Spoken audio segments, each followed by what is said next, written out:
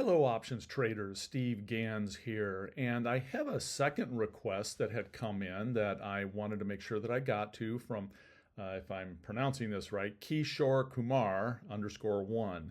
And he asked that I please do a video about how to pick stocks for long-term options, or many people call them LEAPS.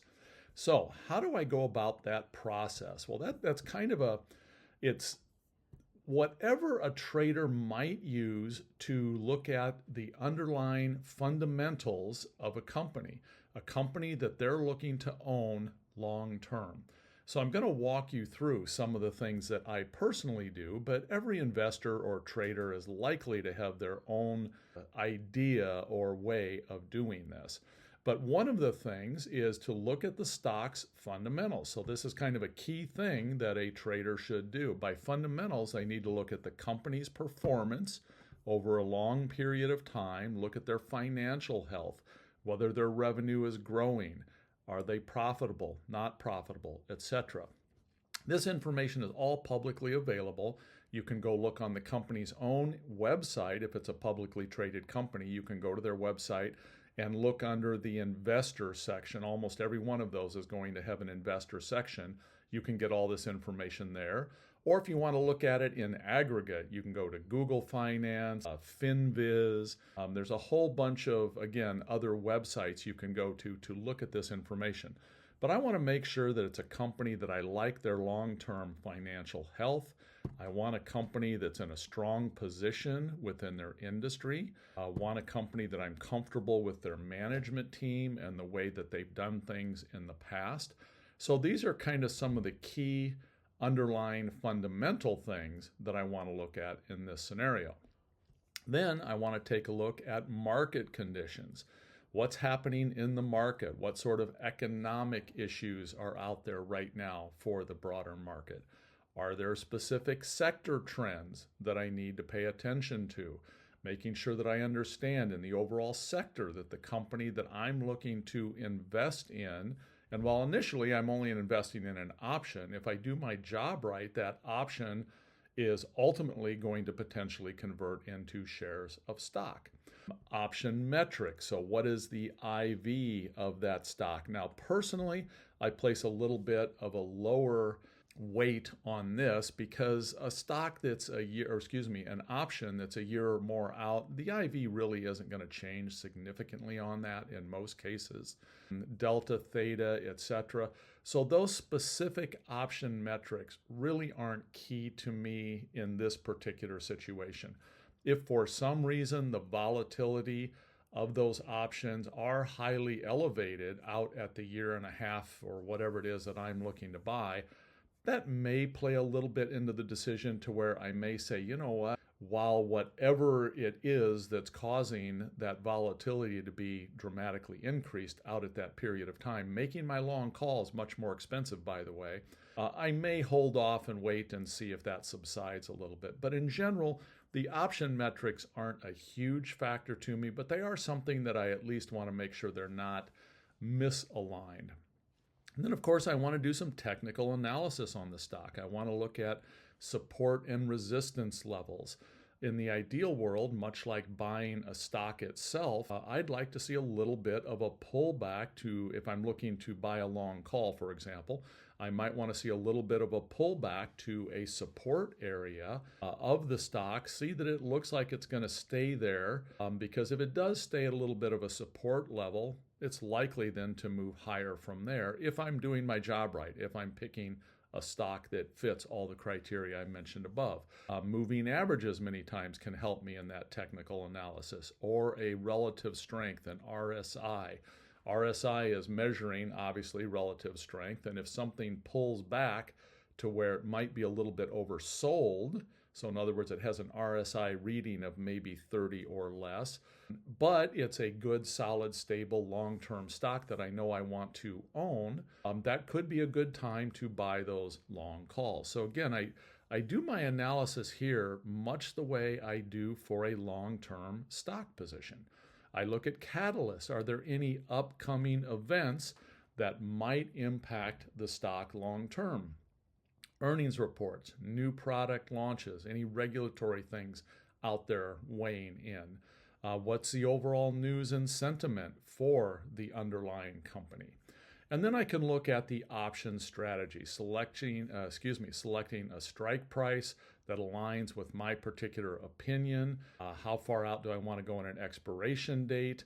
What sort of risk management do I want in this, if any? Again, in the case of buying a long stock, I will usually have a stop point in there. Again, if I'm looking at a long-term buy and hold, more often than not, I'm not carrying a stop per se. It's not a price stop in the stock. It will be a mental stop. And what I mean by that is if something fundamentally changes about my thesis and where I think that stock might go in the future, I do need to consider that, and I may close a position based on that. Short of that, if the stock sells off more after I buy stock, I might add more stock into that position, again, assuming the underlying thesis has not changed. And I could consider doing the same with long calls. If I buy a long call and the stock sells off another, 5, 7, 10%, I'll go in, I'll investigate it, I'll see if I still believe in all of my thesis surrounding that. If I do, I may very well add to that position. So I wanted to just share an example here. Let me just move my face out of the way here. So an example is buying a LEAP option in XYZ Corp. If the stock is trading at, say, $100, I might, and I'll show you some examples here in a minute and how I use OptionStrat for this, I might buy something out of the money, maybe 18 months out or so. Again, the implied volatility, the delta, isn't really a big factor to me. The amount of open interest can be a little bit of a factor. I do want something that's somewhat liquid. And, I want to know that my catalyst is still in place. And then I look at my technical indicators, etc. Now, one other little caveat on this. If it is a stock that I'm looking to, again, hold for a long term, and it's a dividend payer, I need to kind of weigh that in. In other words, if I want dividend income in my portfolio, I actually need to buy the stock and not the call. Because buying that long call, I'm not going to get any dividend off that. So this might not be a strategy that I would use, for example, on an AT&T or a Philip Morris. I mean, those things are paying, or Verizon, they're paying anywhere from 7 to as high as 10% dividends right now. So I'm not going to buy a long call on an AT&T, for example, because it's trading at, I think, 20 or 30 some dollars, so it's cheap to begin with. And if I own the stock, I get a dividend. So it would be useless for me, or counterproductive for me, to do a LEAP, a long option in something like that. Now, if it's something that's maybe much higher priced, maybe it's something that's trading in the $200-300 range, maybe I don't want to tie $20,000 up in it, and it doesn't have a dividend or much of a dividend, that might be a scenario for a LEAP. So let's get into OptionStrat now, and we'll take a look at what that might look like. Now, I already have quite a few shares of Apple stock and LEAPs in Apple stock. This is not trade advice to go buy a LEAP in Apple stock or buy Apple stock, but I believe that there is a potential catalyst coming up here soon. What I mean by that is Apple is starting to build out much more of an AI component to their product line. There's going to be some changes coming up here this fall in virtually all the Apple products and how they work together. They're going to have much more artificial intelligence built into them. And I think that's going to be a bit of a game changer, because many, many consumers have Apple. And for many consumers that aren't on the cutting edge, that's going to be their first view at what artificial intelligence might be able to do for them. And if you're curious about what some of those things are, just go to YouTube and Google Apple iOS 18 and start looking at some of the crazy stuff that they're expecting to be out here very shortly, probably within a month to 2 months. And the catalyst part of this is not only the AI piece of the puzzle, but the fact that in order for that AI to work, it's going to have to work on Apple chips, Apple silicon chips. So if you have an older iPhone that isn't the new M series chips, or a Mac that's the M series chips, you will likely need to upgrade in order to take advantage of that AI component. And this is not something Apple does lightly. Generally speaking, Apple products tend to be backward compatible for many, many years. But the power that's required for AI is so significant and so different that it is, in fact, going to only work on iPhone 15 and newer, is at least what the industry's saying right now. Apple hasn't made these official announcements yet. This is all just industry scuttlebutt, if you will. But if that does, in fact, hold true, that's going to be a huge catalyst for people needing to buy newer iPhones, newer iPads, potentially newer Macs. So that could be a huge upgrade cycle. So now let's look at an options position. So I'm looking at, if I wanted to own 100 shares of Apple stock, I could go out and drop $22,600 and own that Apple stock. Or I could go out and look, at some point down in the future. Now I just selected June of, in this case, let's see, this is June of 2026. So that's a little under 2 years out. And I can decide what call would I like to buy. Do I want to buy essentially an at-the-money long call, in which case this is going to cost me $3,800, $3.80 per contract. Now I've got $3,800 risk in this trade. Now if I were to go buy Apple and buy the 100 shares of stock, I would essentially have $22,000 in risk in this trade. Now that's if Apple went to zero, and of course we don't expect Apple to go to zero. And as I said in a prior video, if it does, we got bigger problems in the world than the price of Apple. So, it's logical to say you don't really have $22,000 in risk. But in most cases, and particularly in an IRA, it is going to tie up $22,000 of buying power, where if I simply bought a long call, I'm only going to be tying up $3,800 in buying power. Now, my P&L diagram here is the same for this long call or stock. The difference is the $3,800 variance. So if I had just stock, of course, this is premium that I'm paying for that long call. That premium will decay over time. So in other words, if Apple stays right where it is here at 226, and on June 18th of 2026, if Apple is still here, I will have lost my $3,700. In order for this position to become profitable, Apple needs to get above this $262 price, roughly. So that's this value that I paid. We need to make that back before Apple starts to go profitable. At that point, it essentially moves at the same pace that 100 shares of stock would. Now, something that I need to keep in mind is also the cost for my investment and what sort of a percent return that might gain me. So looking at those two scenarios, so if I invested, let's call it $4,000 in this, and Apple does make it up to $340 here, that's going to be worth $8,000. That's a huge percent return on my investment. Now, if I buy 100 shares of Apple and I put out, let's call it $23,000 on that, and Apple gets up to $340, I will be at about $10,000 in profit because I won't have spent the money here on those long calls. So again, at $340, it's going to be, call it $8,000 plus an additional $4,000 that I did not have to spend here.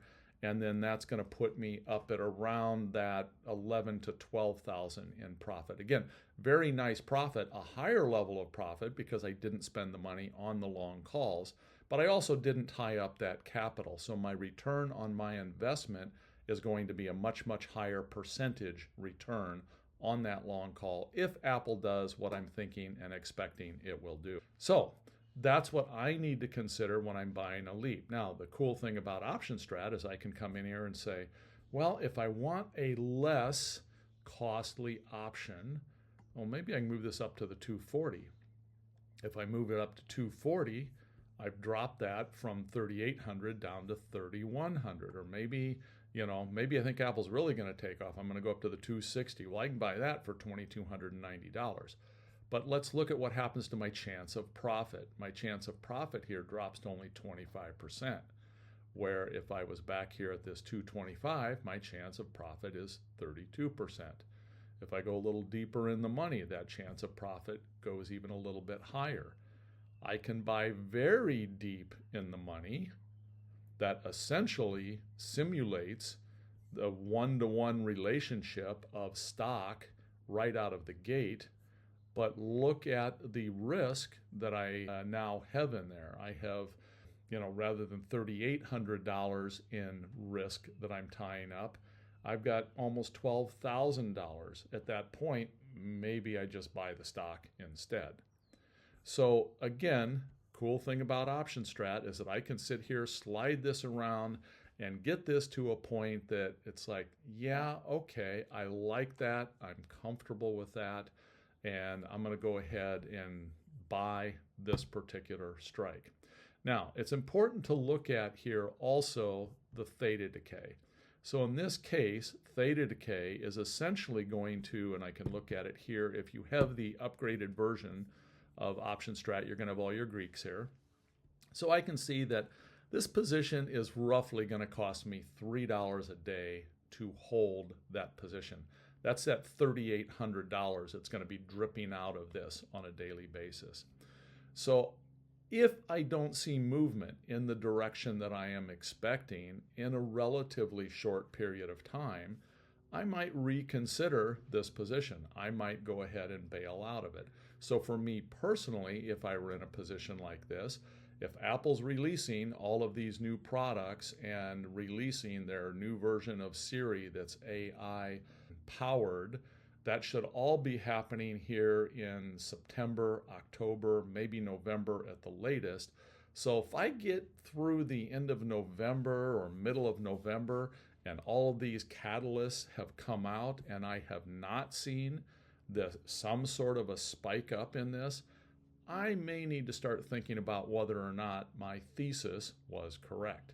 And I would be doing the same if I bought long stock. I would be thinking, I'm not sure anymore. Maybe I need to go ahead and just bow back out of this. So the question was, how do I analyze a fundamental long-term, the question was options position, but I do it the same way that I do a stock position. And I kind of walked you through all of those steps that I consider and then showed you here on OptionStrat how I model that up and kind of slide the slider around to help me determine what sort of position am I interested in being in.